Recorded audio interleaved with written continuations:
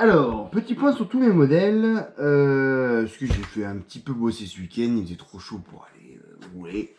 J'ai un peu de temps, donc du coup j'ai un peu modifié tous mes modèles. Commençons par la Hyper VT7, donc je vous rappelle, châssis de haut bas haut Hyper VT, agrandi à l'empattement de 1/7, voilà, par le kit RC by J. Qu'est-ce que j'ai fait? J'ai tout simplement couché mes amortos au maximum. Alors à l'arrière sur le kit ça va super bien. Tu arrives à, en fait, si tu ne changes rien, tu as une garde au sol assez basse, trop basse. Donc du coup j'ai juste changé dans les porte-fusées. Ici vous avez deux hauteurs, deux trous. Et j'ai tout simplement remis le trou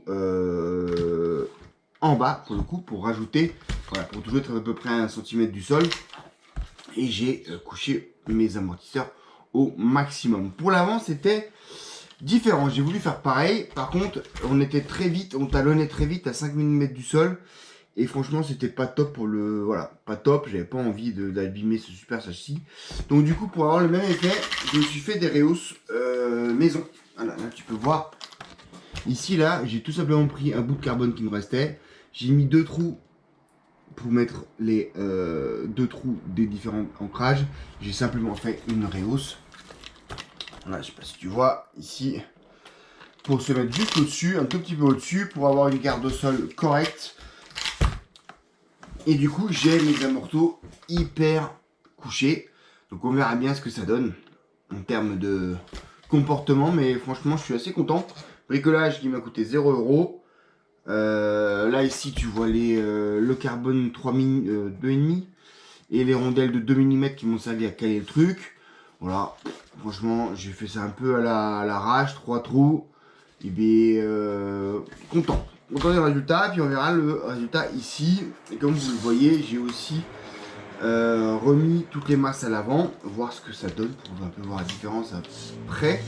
J'ai aussi du coup assoupli un peu, j'ai mis la 150 CST à l'arrière pour pouvoir vraiment garder l'adhérence, parce que là du coup on a tout le poids là, ici on n'a plus beaucoup de poids qui permet la traction en fait. Donc du coup il faut quand même que l'amortisseur puisse travailler tranquillement et pouvoir donner la motricité. Donc on verra bien ce que ça donne. Là ça me plaît bien, là franchement je suis content. Ça va faire une jolie VT efficace. Tac. Alors le petit, on a essentiellement repris. Alors je suis pas encore 100% satisfait, il faut encore que je fasse des tests. L'amortissement, j'ai pas beaucoup de train avant. Alors soit à cause des pneus. Donc les pneus, on a pris des JC Concept. Alors à l'avant, c'est des JC Concept Swangers, en fait, qui imitent en fait le fait qu'on surcolle dans la double lèvre les trains avant, les pneus avant, pour faire une surépaisseur et avoir moins de trous avant, et des multipicots à l'arrière. Donc c'est des JC Concept Pin Downs. Voilà, donc on a essayé ça. Vous l'avez vu ou pas encore vu l'essai, donc je trouve ça plutôt satisfaisant. Il me manque un peu de train avant et la suspension avant me satisfait pas terrible. Là ça va un peu mieux. Là j'ai huile d'origine, je crois que c'est la 35 WT, et devant je suis en 600 CST parce que c'était assez poing. Pour le reste, on l'a laissé tranquille et ça fait vraiment typé de circuit, hein, ça c'est clair. Ah, ça se pose, ça se colle. Et on a repris un peu la géométrie du TT, parce que j'ai dû me gourer dans une biellette. Il y avait une roue qui disait ciao à l'autre. Bref, du coup, voilà, j'ai rajouté un petit coup de mousse sur la partie avant, parce que du coup, la carreau brinque-blalotait. Et j'ai recollé mon aileron arrière. Parce que avec un ou deux retournements, il a pris cher, le petit, il a pris cher. Donc voilà. Donc celui-là, il est prêt à tester. Alors soit on va le refaire un petit test sur la moquette, Soit on va aller tester d'autres circuits, le Capuca, Artensheim, voir un peu ce que ça dit, mais là c'est 100% terre, c'est pas sûr que le petit là avec la... il va risque de prendre cher quand même. Voilà, donc bim bim bim, ça c'est fait. La F1, on l'a check down. On a réglé de manière plus optimum on a fait surtout du réglage de variateur pour un peu tester différents modes de break, les modes de frein. Je me suis fait comme d'habitude sur ma G7P.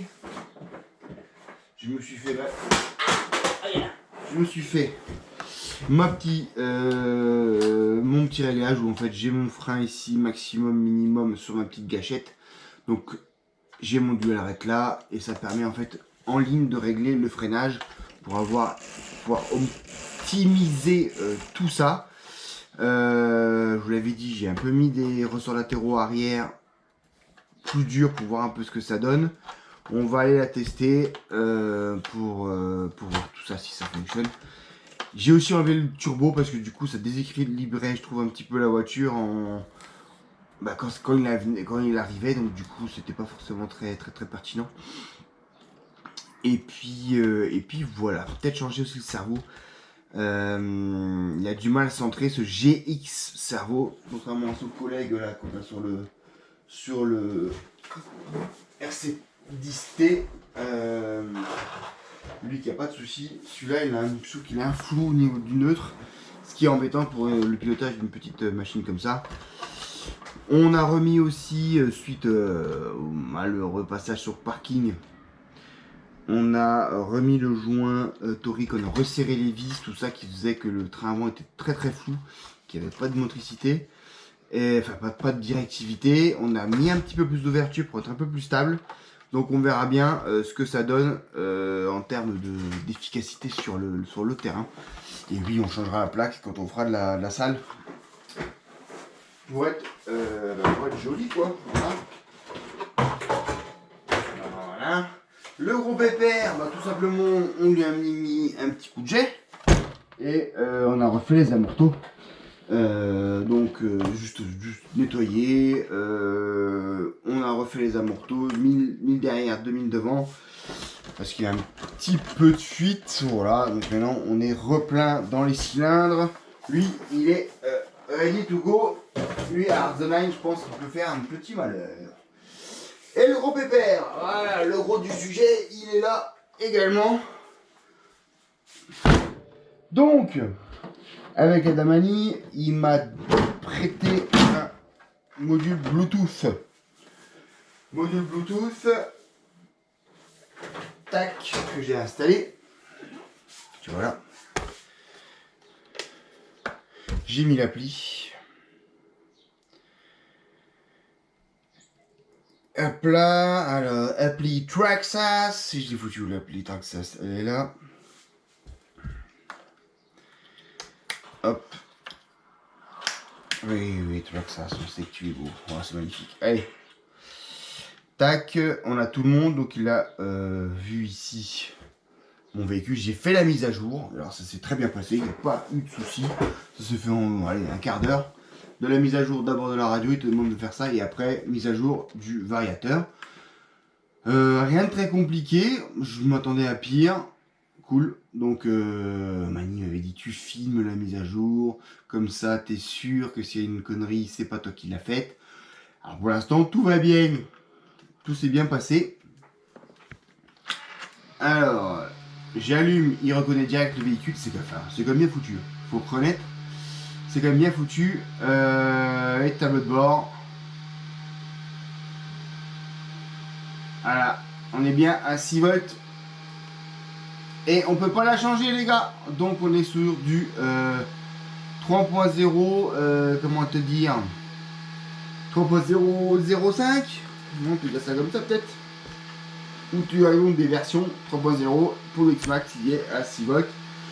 Que tu ne peux pas changer, contrairement à la version qu'il y a dans le XRT. Donc On a des versions, je pense, où ils ont implémenté uniquement le software pour donner le punch. Et ils ont mis ça sur le X-Max. Sur le XRT, on a en plus on a une modification du hardware qui te permet d'aller sur le bec et changer la tension du bec à 7,4. Voilà. Mais bon, on a fait ça, on a fait 100, on a fait tout. Moi, j'ai pas envie de, franchement, j'ai plus envie trop de m'acheter un Max 6. Ça va très bien comme ça. On mettra le ressort plus dur ou pas. Là, pour l'instant, on a pris le... je me suis acheté en préventif, comme je veux quand même un peu le Wangage. Le carter avant alu, le chinois à 15 € chez AliExpress, qui effectivement, lui, ferme tout le carter. C'est le moins cher, c'est le mieux. Donc, franchement, impeccable. Et je me suis pris la sous-plaque alu pour renforcer ce train avant. Je vous rappelle que celui-ci a déjà les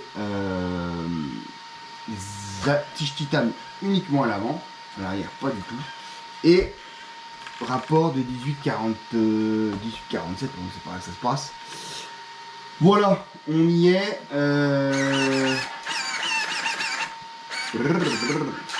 Avec ce Bluetooth, on a accès